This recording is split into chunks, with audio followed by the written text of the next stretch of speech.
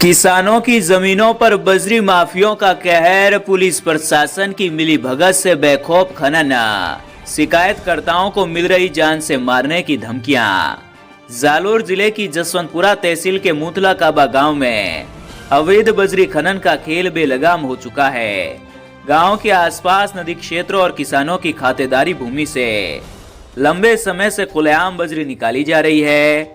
ग्रामीणों का आरोप है कि विरोध करने या पुलिस में शिकायत दर्ज कराने पर बजरी माफिया द्वारा जान से मारने की धमकियां दी जाती है, जिससे पूरे गांव में भय और आक्रोश का माहौल बना हुआ है। ग्रामीणों के अनुसार सिंदरा बांध से निकलने वाली नदी और आसपास के खेतों से दिन रात बिना किसी अनुमति के बजरी का खनन किया जा रहा है। भारी भरकम ट्रैक्टर टोलियां तेज रफ्तार और लापरवाही से गांव की सड़कों पर दौड़ रही है, जिससे स्कूली बच्चों, राहगीरों और किसानों की जान पर हर समय खतरा बना रहता है। कच्चे रास्ते पूरी तरीके से टूट चुके हैं और खेतों को भारी नुकसान पहुंच रहा है। ज्ञापन में ग्रामीणों ने आरोप लगाए हैं कि दलपत सिंह राजपूत मुंदला कला, नौब सिंह राजपूत, चंदन सिंह राजपूत मुर्तरा सिली, बादराराम पुरोहित मुंदला कला, जेठाराम चौधरी और जोईताराम चौधरी पावली अवैध रूप से नदी क्षेत्र और खातेदारी भूमि से बजरी खनन व परिवहन कर रहे हैं। इससे न केवल किसानों की जमीन बर्बाद हो रही है, बल्कि गांव की सड़कें भी छलनी हो चुकी है। ग्रामीणों ने यह भी गंभीर आरोप लगाया है कि बजरी माफिया अपने वाहनों पर शराब के नशे में धुत चालकों को रखते हैं, जो दिन रात वाहन चलाते हैं।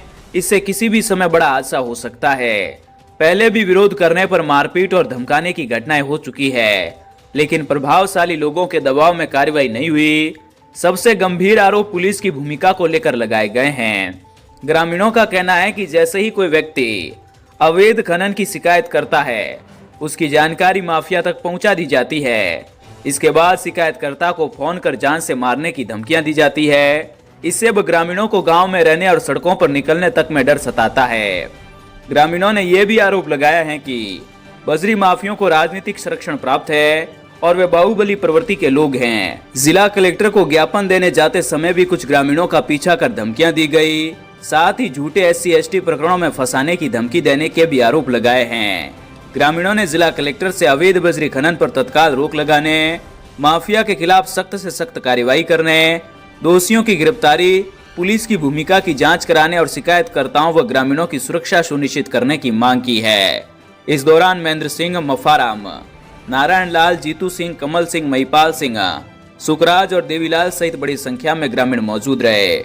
भीनमाल की आवाज। हाँ, हमने कलेक्टर साहब को एप्लीकेशन दी है बजरी खनन, तो लगभग पर डे 24 घंटा में 250 ट्रॉली निकल रही है। 4-5 लोडर लगे हुए, अंधाधुंध ट्रैक्टर चलते, तेज गति, लापरवाही, पढ़ने वाले बच्चों को, आम मजदूरों को, ग्रामीण महिलाओं को चल भी नहीं सकते, रास्ते भी बिल्कुल खराब कर दिए और न मानते, धमकी दे रहे उल्टी।